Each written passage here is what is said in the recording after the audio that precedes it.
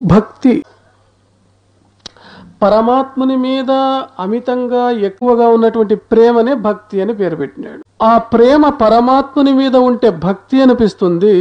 అదే ప్రేమ బాహ్య ప్రపంచం మీద, బాహ్య ప్రపంచంలోని వ్యక్తుల మీద, వస్తువుల మీద ఉంటే దానిని రాగము అని అన్నారు, కామము అని పిలిచినారు. అది భక్తి అనిపించుకోదు అక్కడ.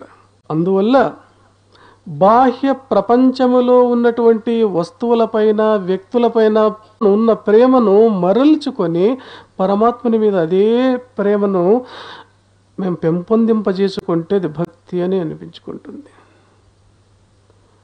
ఎందుకంటే ఇవి అశాశ్వతాలు. వ్యక్తులు శాశ్వతమైనటువంటి వాళ్ళు కారు, వస్తువులు శాశ్వతమైనటువంటివి కావు. దీని మీద ఎక్కువ ప్రేమ వద్దు అని అంటారు. మేము చాలా ప్రేమ ఎవరి మీద పెడతామంటే భార్య బిడ్డల మీద చాలా ప్రేమ.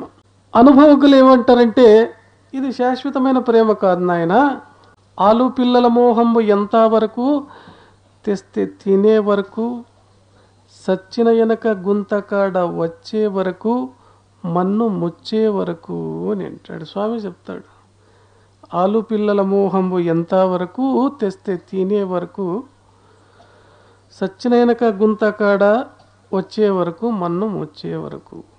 ఇదే వెనుక మహాత్ముల చరిత్రలో తులసీదాస్ అన్నటువంటి మహానుభావుడు హిందీ సాహిత్యంలో చాలా అగ్రగణ్యమైనటువంటి స్థానాన్ని సంపాదించుకున్నాడు. తులసీదాస్ అని పేరైంది. భార్య అంటే చాలా ఇష్టమైనది. పూర్వ జీవితాన్ని గురించి చెప్తాను. చాలా ఇష్టం భార్య అంటే. కొంగు పట్టుకుని తిరిగేవాడు, భార్యను విడిచిపెట్టి ఉండేవాడు కాదు ఆయన. ఆమె పుట్టింటికి పోయిందంటే ఓర్చుకునేవాడు కాదు, ఎప్పుడు ఇంట్లోనే ఉండాల. అకస్మాత్తుగా ఏమో పనిపడి ఎక్కడో ఊరికి పోయినాడు. భార్య అన్నగారు వచ్చి అర్జెంట్ పని ఉందని పిలుచుకుపోయినారు. తులసీదాస్ గారు ఇంటికి వచ్చి విచారిస్తారు, భార్య పుట్టినింటికి పోయింది అని. ఇంకా ఓర్చుకోలేడు, ఇంకా ఉండలేడు. భార్యను విడిచిపెట్టి రాత్రి ఆలోచన చేసినాడు, ప్రయాణం చేసినాడు. భార్య నామస్మరణ చేసుకుంటూ పోయినాడు. ఈయన పోయినాడు, తులసీదాస్ పోయినాడు. పాపము రాత్రి ఎక్కడ నీళ్ళు అడ్డమున్నాయి, ఏదో ఒకటి ఉందని చెప్పి దొరికింది అని చెప్పి అది కర్ర అనుకుంటాడు. దాని మీద పడి ఏమో తిప్పలు పడి ఇంటికి వస్తాడు. రాత్రి 12 గంట ఉంటుంది. మేడ మీద భార్య ఉంది, కింద అత్తమామ ఉన్నారు. ఇది ఏమని చెప్పి అది ఏమో పక్కలో చూస్తాడు, మబ్బులో కనబడదు, చీకటి. ఒక పాము వేలాడుతుంది, పాముని తెలుసుకోడు, పగ్గుమనుకుంటాడు, దాన్ని ఎక్కి వెళ్ళిపోతాడు. పోయి తలుపు తడతాడు, భార్య వచ్చి తలుపు తీస్తుంది, చూస్తుంది, ఆశ్చర్యపడుతుంది. ఎక్కడి నుంచి వస్తుంది, ఎందుకు వస్తుంది, ఏం కథ అంటే నేను నడిచి నేను ఉండలేను అని అంటాడు. ఎట్లా వస్తారంటే ఇట్లా నదిలో వస్తే ఏమో కర్ర దొరికే ఆధారంగా తీసుకొని పక్కలో నా కోసం రెడీగా నేను వస్తానని తెలుసు కాబట్టి పగ్గం ఇడిచి రెడీ చేసినావు కదా, అది ఎక్కి వచ్చేసినాను. పగ్గం నేనెందుకు ఇడిసిను, ఏం కథ అని ఇప్పుడు దీపం తెచ్చి చూస్తే అప్పుడు పెద్దగా పాము వేలాడుతుంది. అయ్యో ఎటువంటి పరిస్థితి ఏర్పడింది కదా, అది కొంచెం కాటేసింటే ఏం గ్రహచారం. చూడండి, పాంచభౌతికమైనటువంటి దేహం ఇది, తుచ్చమైనటువంటి దేహం, పనికిరానటువంటి దేహం. ఈ దేహం మీద ఎంత మమకారము, ఎంత కామం పెట్టినారు, ఎంత ప్రీతిని ఒలగబోస్తున్నారు. ఇదే ప్రేమను గనక మీరు పరమాత్మని మీద త్రిప్పితే జన్మ సార్థకమవుతుంది కదండి. ఇంతే మాట అంటుంది. ఆ మహానుభావంలో పరివర్తన వచ్చేసా, వైరాగ్యం వచ్చేసా. ఒక్క క్షణం ఆలోచన చేసి చూసినాడు, నిజమే. భార్యకు సాష్టాంగ నమస్కారం చేస్తాడు. ఏమండి నా కళ్ళు నీవే తెరిపిస్తాయి, నీకంటే మించినటువంటి గురువు నాకు ఎవడూ దొరకలేదు, నీవే నాకు గురువు అని చెప్తాడు, వెళ్ళిపోతాడు. అటువంటి వైరాగ్యాన్ని సంపాదించి సాధన చేసి ఒక మహత్తరమైన గ్రంథాన్ని రాస్తాడు. అదే రామాయణం. ఉత్తర దేశంలో ఈ రోజుకు ఆ రామాయణకి ఎంత విలువ అంటే ప్రతి దినం ఉదయం చెబుతారు. తులసి రామాయణం అనే దాని పేరు. చూడండి, ప్రేమ భగవంతుని మీద మరలి చేసినాడు ఆయన, బాహ్య వస్తువుల మీద లేదు. మేమనుకుంటాము భార్యకు భర్త మీద చాలా ఇష్టం ఉంటుంది. నా భార్య కోసం నేను ప్రాణమైనా త్యాగం చేస్తాను అని చెప్పి వీరత్వంతో కూడిన మాటలు వీడు మాట్లాడతాడు. నా భర్త కోసం ఏమైనా త్యాగం చేస్తాను, నా పిల్లోడి కోసం ఏమైనా చేస్తాను. తీరా సమయం వస్తే ఎవరు ఏమీ చేయలేరండి. ధనాన్ని భర్త చనిపోతే ఈమె కూడా పోతుంది, ఎకాటికి పోతుంది. ఎందుకు? పాతి పెట్టే వరకు పోతుంది, ఏడ్చుకుంటూ పోతుంది. భర్త చనిపోయినాడే అని ఏడదాయన, పిల్లోళ్ళకి అధ్వానం చేస్తేవే, నాకు అధ్వానం చేసిపోతివే అని ఏడుస్తుంది. నీవు పోతివి కదా అని ఆ భార్య ఏడుద్ది. ఏమో బ్రాకెట్లో కొంతమంది ఉంటారేమో, చాలా 90% 95%తో లెక్కేసి చెప్తున్నాను.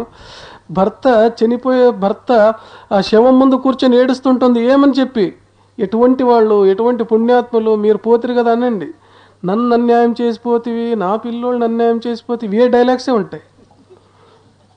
ఇంక ప్రీతి ఎక్కడ ఉంది చూడండి. అదే మగవాడైతే పెండ్లాం చనిపోయింది అకస్మాత్తుగా అంటే ఆ రోజు కొంచెం శ్మశానమైన రకమేనండి చూస్తాడు. ఏమి శాశ్వతము, ఈరోజు భార్య పోయింది, రేపు నేను పోతాను, మర్నాడు నా పిల్లలు పోతారు. అబ్బా వైరాగ్యం. ఆమెకి వేసి గుంతలు వేసి పాతేసి వచ్చేవరకే నెక్స్ట్ డే ఇంకా 3వ రోజు బంధువులు వీళ్ళు చుట్టుకుంటారు. ఏం ఫ్యూచర్ ప్రోగ్రామ్ ఏమి అంటే ఏడని పిల్లని చూడి అంటాడు. వీరి ప్రోగ్రామ్ ఇది. ప్రీతి ఎక్కడ ఉందండి? ఎక్కడ ఉంది? ఇది ఒక భ్రాంతి ఉంది. మరి ప్రీతి లేదు, ఏం లేదు, ఎందుకు బతకాలని మీరు అంటారు. బతకల్లా. నాటకంలో వేషం ఎట్లేస్తామో అట్లా వేయాల్సిందే. ఆడ రాముని వేషం వేస్తాడు, రావణుని వేషం, అదే యాక్షన్తోనే ఉండాలా. అయితే మనస్సులో దృఢంగా నేర్చుకోవాలా. ఇదంతా శాశ్వతము కాదు, అశాశ్వతం. ఇది భార్య భర్తకు లేదు, భర్త భార్యకు లేదు. ఆ పిల్లలు కర్తవ్యం ఉంది, నిర్వహించండి. మన పిల్లలు యోగ్యులుగా చేయాల, మా కర్తవ్యం అది. ఈ సత్యాన్ని ప్రతి ఒక్కరూ తెలుసుకోవాలి. అదే మొన్న ఒకసారి ఇట్లే చెప్పినాను. ఒకడు విధి లేక చాలా సంపాదించాలని చెప్పి ఏదో పట్టణానికి పోయి బాగా సంపాదించినాడంట. ఆస్తిని, డబ్బును బాగా సంపాదించినాడు. సొల్లాపురం నుంచి ఎక్కడో పోయినాడు, బెంగళూరుకు, హైదరాబాద్కు పోయి బాగా కష్టపడి సంపాదించినాడు. భార్యను సంపాదించినాడు, పిల్లలను సంపాదించినాడు. అంతా ఆనందంగా ఉంది. అటువంటి వానికి సొల్లాపురం మళ్ళా పోయేస్తాము, చాలా ఏండ్లు అయిపోయాడు కదా, ధనము దండిగా ఉంది, పిల్లల దండిగా ఉన్నారు, భార్య ఉంది, వీళ్ళందరినీ ఒక ట్రిప్ వేసి అంతా సొల్లాపురం చూపించుకొస్తామని చెప్పి తన ఊరికి వస్తున్నాడు ఆయన. చూడండి ప్రేమ ఎట్లా ఉంటుంది. అయితే ప్రవాహం సాగుతూ ఉంది, వర్షం ఎక్కువగా వచ్చింది, ప్రవాహం జోరుగా ఉంది, దాన్ని దాటిపోవాలి వాళ్ళు. అటువంటి పరిస్థితి. ఇంకెట్లా దిగిపోదాం, పర్వాలేదు, నీళ్ళు కొంచెం ఉన్నాయి అని అనుకుంటాడు. నీళ్ళు దిగుతాడు, తల మీద మూట పెట్టుకున్నాడు. పేట కాదు, మూట. పిల్లోళ్ళని పట్టుకున్నాడు, భార్య చేయి పట్టుకున్నాడు. మెల్లగా అడుగులో అడుగు వేస్తున్నాడు, నీళ్ళలో వేస్తున్నాడు. కొంచెం దూరం పోయిన తక్షణం ప్రవాహం ఎక్కువైపోయింది. గడగడలాడినాడు. ఆ తల మీద ఉన్నటువంటి ధనాన్ని కింద పడేవి నీళ్ళు. ఎన్ని రోజులు ఎన్నో సంపాదించి పాపం కింద పడిపోయా చూసేవాడు.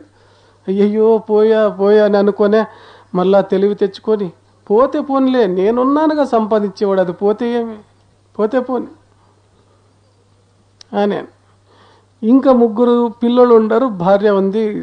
పోతున్నాడు, స్లిప్ అయిపోయి పాప కొట్టుకుపోయా. 2 నిమిషాలు బాధపడా. పోతే పోనీ ఇంకా 2 ఉండారు అనుకున్నాడు. ఇంకా కొంచెం ముందర పోతే ఇంకొక పాప స్లిప్ అయిపోయా, అది పోయా. ఇంకొకటి ఉంది కదా పాప, పర్వాలేదని, అది స్లిప్ అయిపోయా. భార్య ఉంది కదా, ఏం పర్వాలేదని గట్టిగా పట్టుకున్నాడు భార్య చెయ్యి. ఇంకా కొంచెం ముందుకు పోయి నీళ్ళ ప్రవాహం ఎక్కువైపోయా. ఇంకా సాధ్యం కాదు, వీడన్నా బతకల్లా, ఆయమ్మన్నా బతకల్లా. పెనుగలాడుతుండారు. ఏమండి అని ఆయమ్మ, ఏమే అని ఈయన భరతనాట్యం ఆడుతుండారు నీళ్ళల్లో. ఇంక ఏదో ఒకటి తేల్చుకోవాలా, భార్య చెయ్యి ఇడిచిపెట్టి పదా. అప్పుడు ఆలోచన చేసి, అయ్యో పోతే పోన్లే, నేనున్నాను కదా, ఇటువంటి ఆడవాళ్ళు 10 మంది తెచ్చుకోవచ్చు అంటాడు.